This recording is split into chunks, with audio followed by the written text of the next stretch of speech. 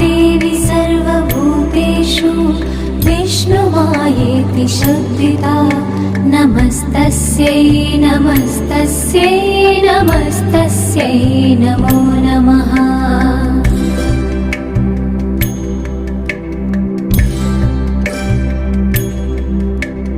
या देवी सर्वभूतेषु चेतनेत्यभिधीयते नमस्तस्यै नमस्तस्यै नमस्तस्यै नमो नमः।